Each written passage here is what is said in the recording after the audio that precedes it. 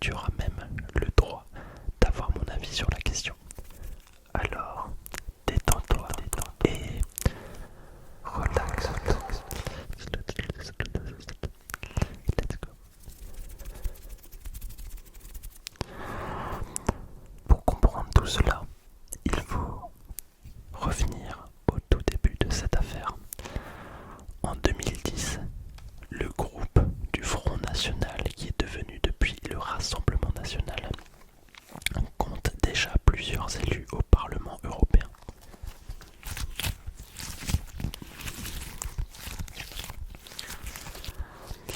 Mais déjà, à cette époque, on commence à remarquer, en tout cas certains élus commencent à remarquer des incohérences dans plusieurs contrats d'assistants parlementaires liés à des élus du Front National. Certains assistants sont très peu présents à Bruxelles ou à Strasbourg, alors que c'est pourtant là que se déroule l'essentiel du travail parlementaire.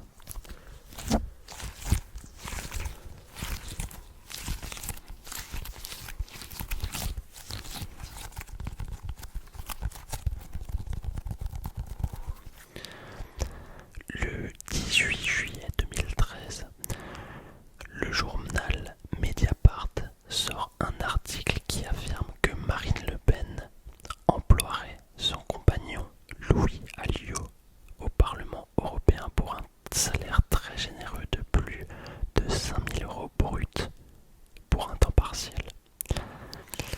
Alors, si tu vois pas qui c'est Louis Alliot, eh bien c'est actuellement le maire fraîchement élu de la ville de Perpignan. Et c'est quelqu'un qui fait déjà débat. Premièrement, parce qu'il a été condamné à 18 mois de prison, dont 6 mois ferme sous bracelet électronique, à 8 000 € d'amende et aussi à 3 ans d'inéligibilité, mais sans exécution provisoire en première instance. Donc il fait appel, donc vu qu'il n'y a pas d'inéligibilité provisoire, il peut continuer et finir son mandat de maire.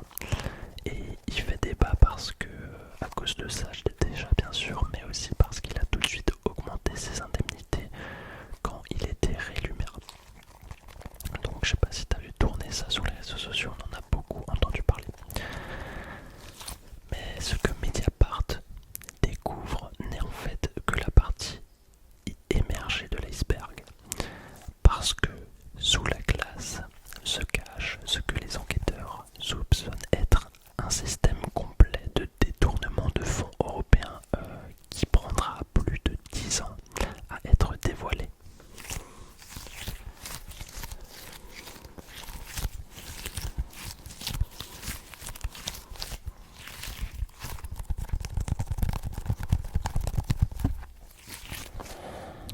Alors détends-toi, détends-toi, détends-toi. Détends-toi. Ça c'est hyper relaxant. C'est vraiment très très très relaxant. Alors détends-toi, d'accord? Voilà.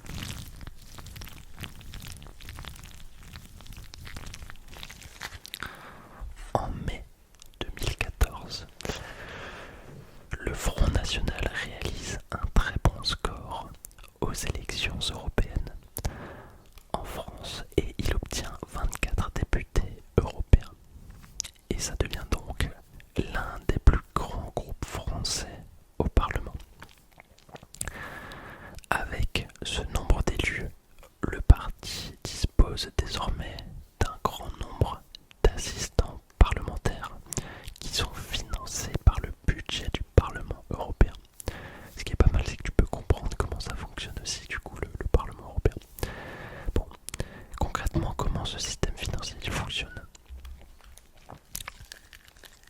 En fait, chaque eurodéputé du Parlement dispose d'un budget pour payer entre autres ses assistants parlementaires.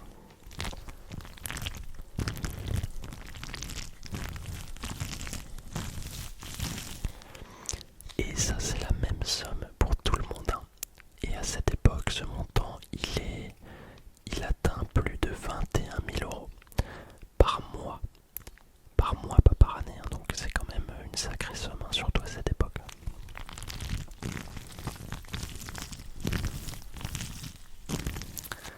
ces assistants parlementaires, ils sont censés travailler sur des dossiers européens, puisque c'est l'Union européenne qui les finance pour ça. Le problème, c'est que ces élus travaillent en fait pour le Parti national français, et c'est bien pratique puisque ça permet au Front national de se développer sans utiliser le portefeuille du parti. Et bien sûr, ça, c'est totalement interdit.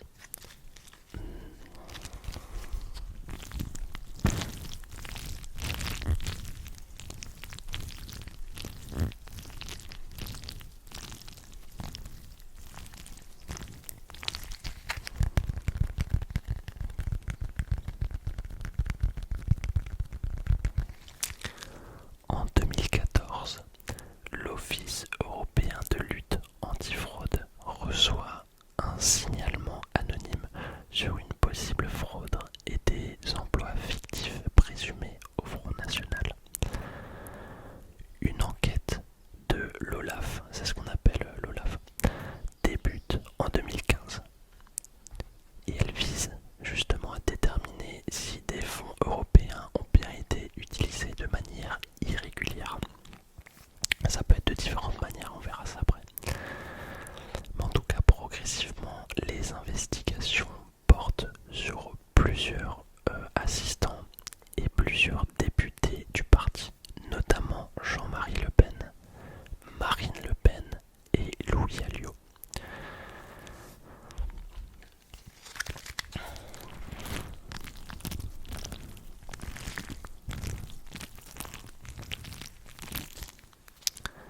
À partir de 2016, l'affaire, elle prend carrément une nouvelle dimension quand l'enquête conclut que Marine Le Pen emploie fictivement 2 assistants parlementaires. C'est une de ses meilleures amies qui s'appelle Catherine Griset et elle aurait passé moins de 12 heures au Parlement européen entre 2014 et 2015, alors qu'elle était la principale assistante parlementaire de Marine Le Pen. Donc ça, c'est Catherine Griset. Son second assistant parlementaire, c'est Thierry Légier, qui est en fait son garde du corps. Et lui aussi, il a été payé sur une enveloppe destinée officiellement aux assistants parlementaires.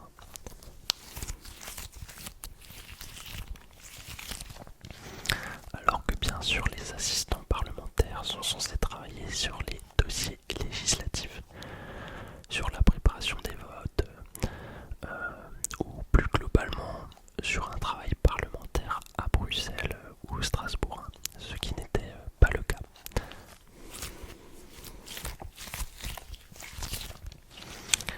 Le Parlement européen exige alors un remboursement de quasiment 300 000 euros de la part du Front National.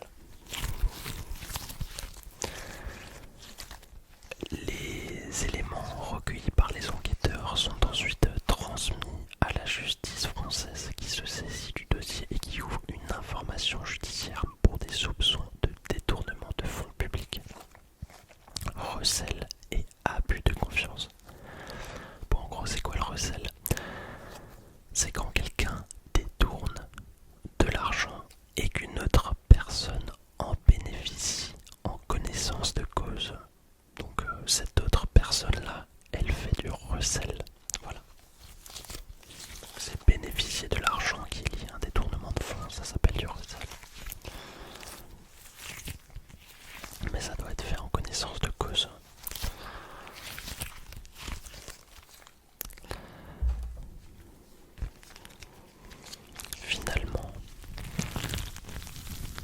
Finalement, le 30 juin 2017, après plusieurs enquêtes, je dirais même de nombreuses enquêtes, le verdict tombe.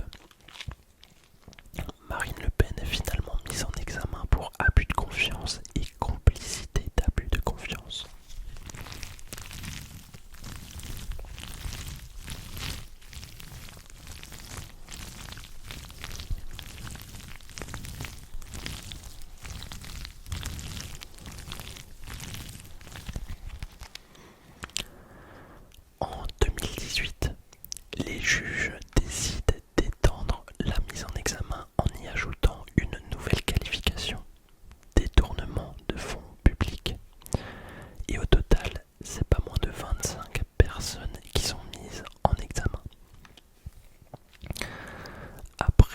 9 ans d'enquête, en septembre 2024, un procès s'ouvre à part. Le Parlement européen estime que le Front National aurait détourné un total de 6,8 millions d'euros.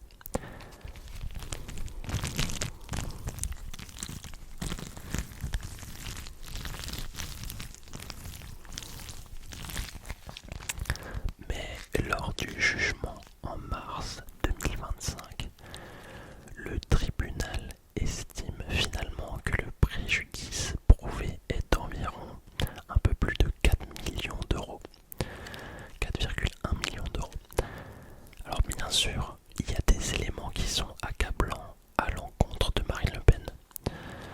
On a par exemple Walrand Saint-Just, le trésorier du Front National à l'époque, qui envoie un mail à un collaborateur assez révélateur dans lequel il dit « Je crois bien que Marine Le Pen a conscience de tout ça ». Enfin, mot pour mot, je crois bien que Marine Le Pen sait tout ça. On a encore Jean-Luc Schaffhauser qui dit, entre parenthèses, enfin ouvrez les guillemets, ce que Marine nous demande équivaut à signer pour des emplois fictifs. Donc voilà, on a une série de mails qui sont assez accablants pour elle. En tout cas, ils savent que ce qu'ils font est illégal, que c'est en quelque sorte du recel. Mais face à ces accusations, Marine Le Pen et les autres responsables du parti contestent fermement la thèse de l'accusation. Alors, détends-toi, relaxe-toi, ok? Super. Super, très très bien, très très bien.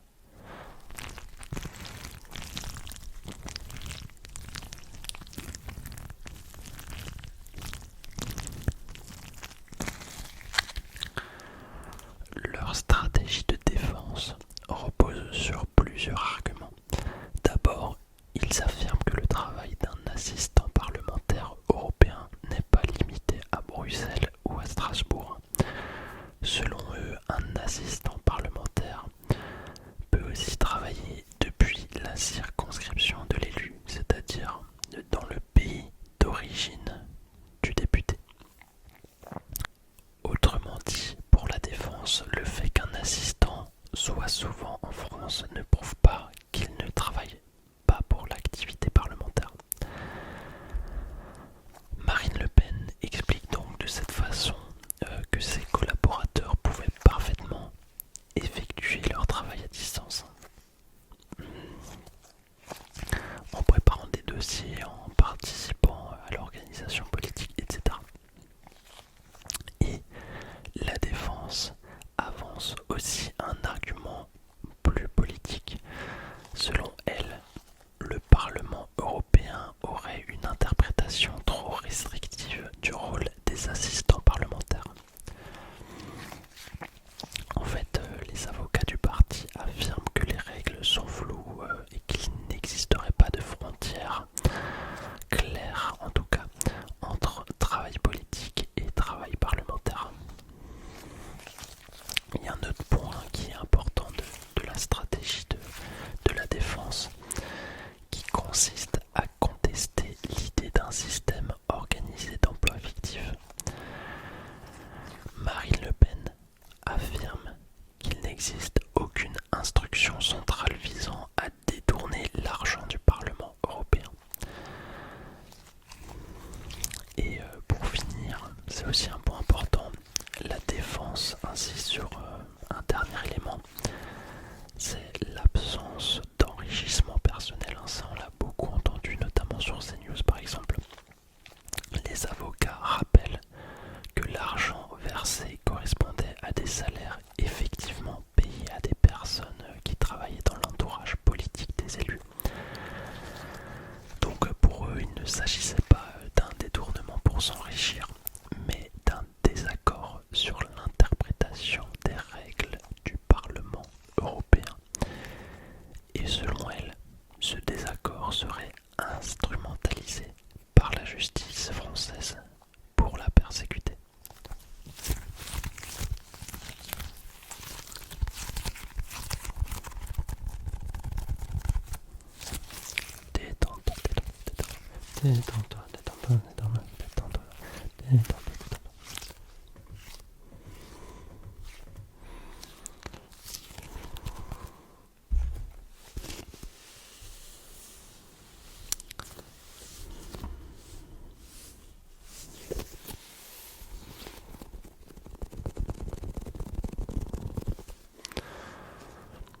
Donc, elle se positionne comme victime du système et elle va politiser sa condamnation.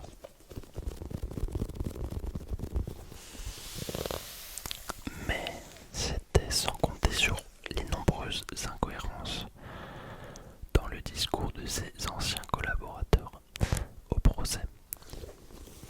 Il y a par exemple Julien Audoul qui déclare avoir été assistant parlementaire de l'eurodéputée Mylène Troszczynski à partir d'octobre 2014, sauf qu'il ne l'a rencontrée qu'en février 2015. Et on a d'autres exemples, dont celui de Nicolas Bay, eurodéputé du RN, aussi depuis 2014, qui présente carrément au tribunal de fausses preuves. En fait, ce sont des revues de presse censées prouver son travail, donc censées prouver qu'il a fourni du travail.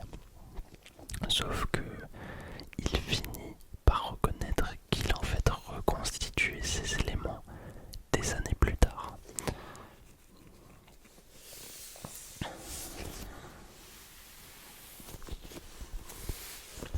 Ouais, tout ce que je vous dis là, c'est bien sûr fact-checké. C'est factuel.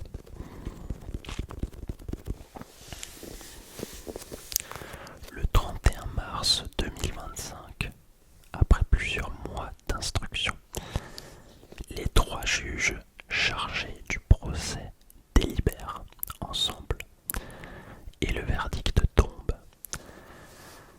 Le RN est condamné en première instance à payer 2 millions d'euros au trésor public et à verser plus de 3,5 millions d'euros de dommages et intérêts au Parlement européen.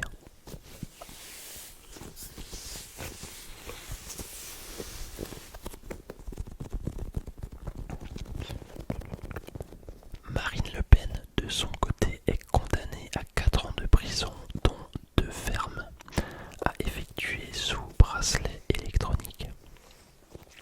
Mais surtout, et c'est ça qui fait débat, elle est condamnée à 5 ans d'inéligibilité avec exécution provisoire. Et c'est précisément ce point qui provoque un immense débat politique et juridique, parce que, effectivement, normalement dans le système judiciaire français, une condamnation en première instance n'est pas définitive. Les personnes condamnées peuvent faire appel et ça entraîne un nouveau procès devant une cour d'appel. Et même après l'appel, il existe encore un dernier recours possible devant la Cour de cassation. La Cour de cassation, elle va vérifier si le droit a correctement été appliqué. Mais dans ce jugement, on n'en est pas là encore, on n'en est pas à la Cour de cassation. Les juges ont décidé d'appliquer l'exécution provisoire à la peine d'inéligibilité. Donc ça signifie que la sanction s'applique immédiatement, même si Marine Le Pen fait appel.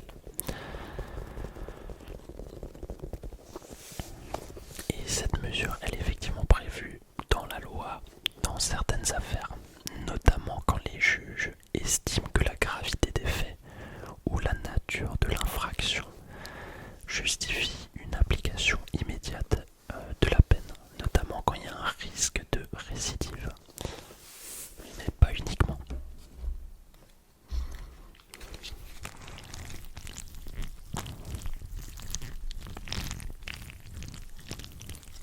Détends-toi, détends-toi, détends-toi. Relax, relax, relax-toi.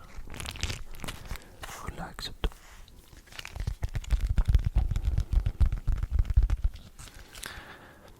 Dès le lendemain du verdict, Marine Le Pen annonce qu'elle fait appel.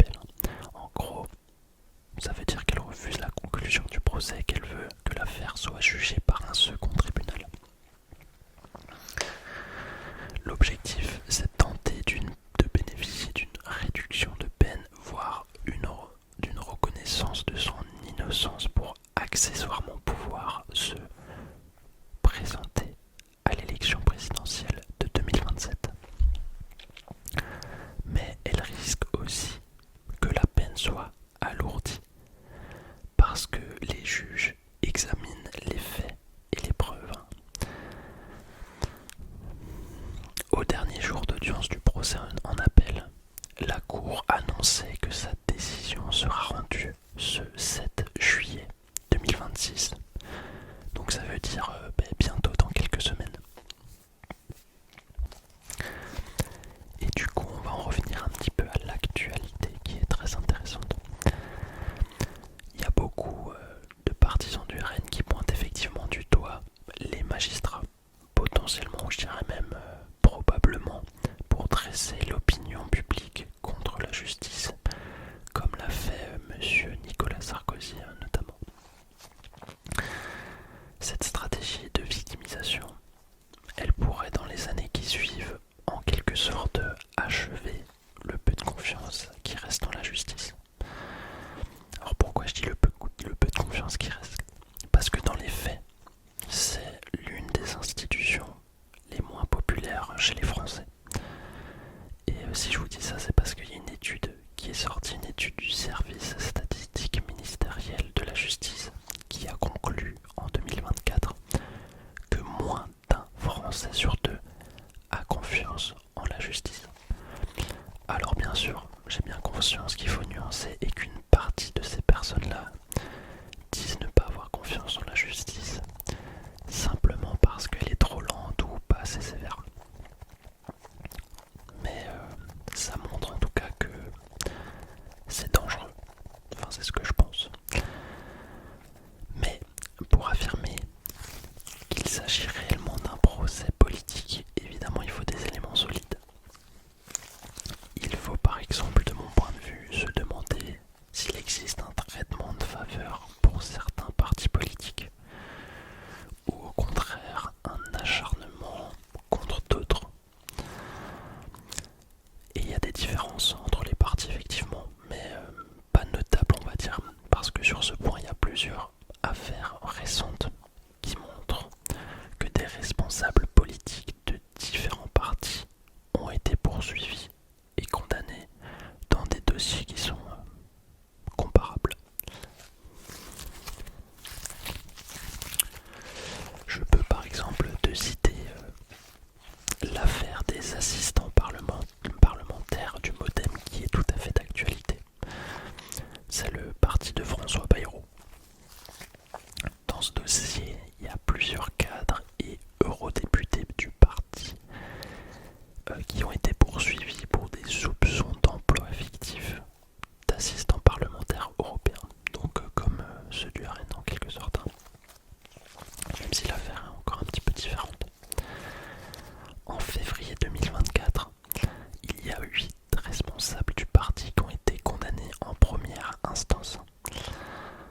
François Bayrou, lui, il a été relaxé, mais le parquet a décidé de faire appel de cette décision. Donc ça signifie que l'affaire doit être rejugée devant une cour d'appel prévue pour septembre prochain.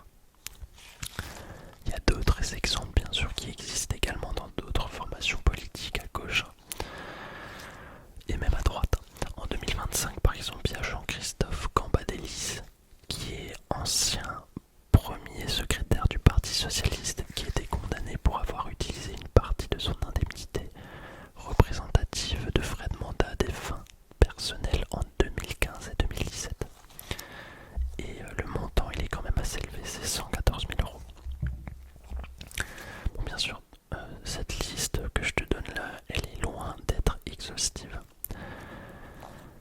Parce que depuis plusieurs années, la justice française traite beaucoup d'affaires liées au financement de la vie politique, qui concernent des élus issus de divers partis. Pour moi, c'est clairement difficile d'affirmer qu'il existerait un favoritisme systématique envers la gauche ou le centre, ou au contraire un ciblage intensif, un acharnement particulier de l'extrême droite.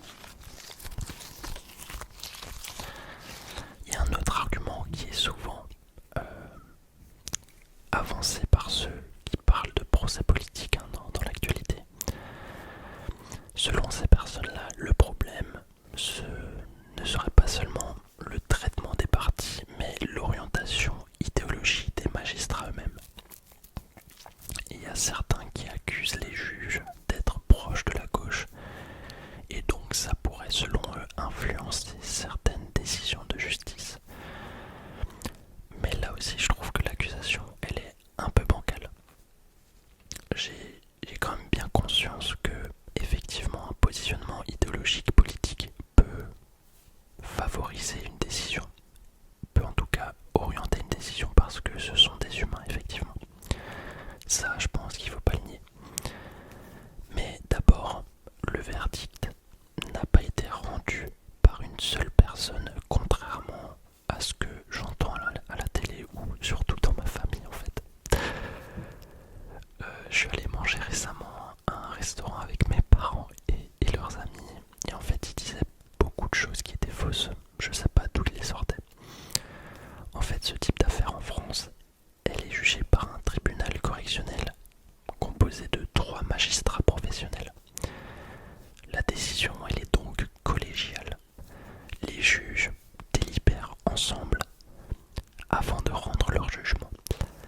Alors, bien sûr, c'est ce que je dis, il faut rester un minimum pragmatique. Ce sont des humains avec leurs convictions, avec leur sensibilité.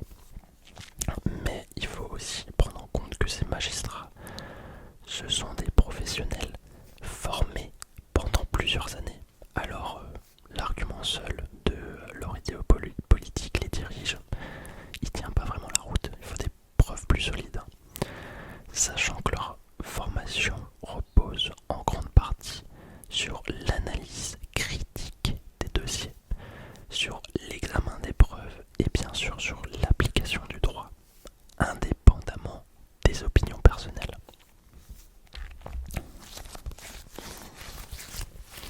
Et des preuves, il y en a eu, voilà, il y en a eu beaucoup quand même.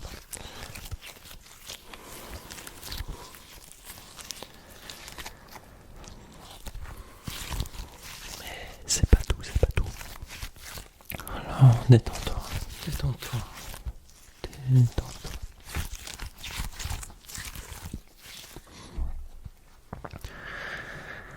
Faut aussi rappeler que l'enquête ne repose pas uniquement sur l'initiative des juges français. Elle commence suite à un signalement transmis à l'Office européen de lutte antifraude, l'OLAF. Autrement dit, l'affaire, elle ne vient pas directement d'une décision politique française. Ensuite, il faut rappeler que plusieurs personnes ont été mises en examen dans ce dossier, pas uniquement Marine Le Pen. Donc ça montre quand même que la justice française cherche à examiner un système présumé de fonctionnement plutôt qu'à cibler uniquement une seule figure politique. Là tu pourrais me dire oui mais c'est peut-être fait exprès. Oui mais pour chacun des protagonistes il y a des preuves solides. Bon. Il y a même parfois des aveux solennels. Donc.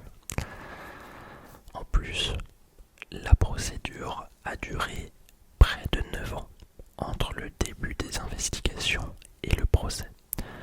Et ce temps correspond au fonctionnement habituel de ce type d'affaires financières complexes où chaque contrat et chaque situation doivent être analysés avec rigueur et précision.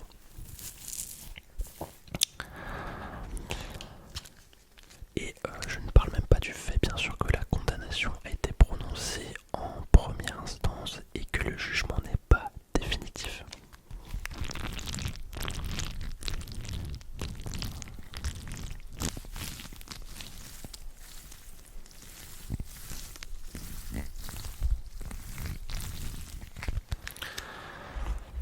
Personnellement, je pense que c'est un peu facile de coller une étiquette politique sur des éléments qui ne vont pas dans notre sens. Et c'est vrai que ça, je l'ai fait pendant des années. J'ai mis les gens dans des cases avant d'écouter leurs arguments. Je leur ai collé des étiquettes politiques sur le front avant d'écouter leurs arguments. Donc en fait, via différents biais cognitifs, des biais de confirmation, je trouvais chaque fois des contre-arguments. Et aujourd'hui, depuis, je dirais, seulement 1 an, 2 ans, je fais beaucoup moins ça. Mais bon, je me suis amélioré tout au long de ma vie, notamment à partir de mes 24-25 ans, mais on va dire que ça fait 6-7 ans que je me suis bien amélioré, mais là, ces 2 dernières années, je dirais que j'ai encore avancé, beaucoup avancé là-dessus.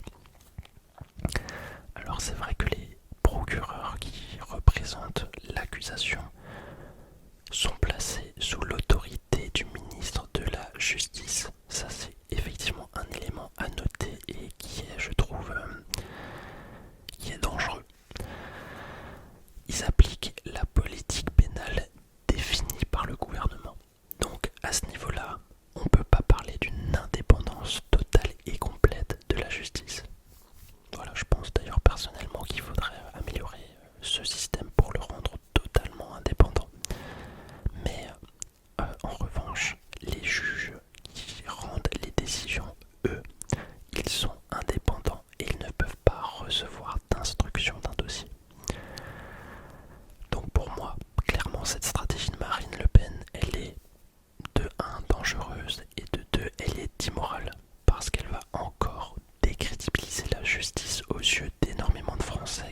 cherchent pas forcément la vérité, qui veulent simplement avoir raison parce qu'ils soutiennent Marine Le Pen ou parce que la décision ne va tout simplement pas dans leur sens. Et je comprends, c'est difficile, il faut énormément de courage et de force mentale pour avouer ses torts et c'est très difficile, mais cet avis n'en cache que moi, encore une fois. Bien sûr, dans cette vidéo j'ai essayé de te convaincre que c'est pas un procès politique, t'as le droit d'avoir ton avis, mais voilà, peu importe si je suis de centre, de droite ou de gauche, je t'invite à analyser toutes les critiques que j'ai pu faire, analyser tout ce que j'ai pu dire. Et voilà, mon discours n'est pas parfait bien sûr. Alors n'hésite pas à me reprendre sur des choses ou à me donner des contre-arguments. Si t'as eu du mal à comprendre d'autres affaires, notamment l'affaire Epstein ou l'actualité sur l'Iran, je te mets les deux vidéos ici. Je pense que je vais faire aussi une vidéo sur Nicolas Sarkozy.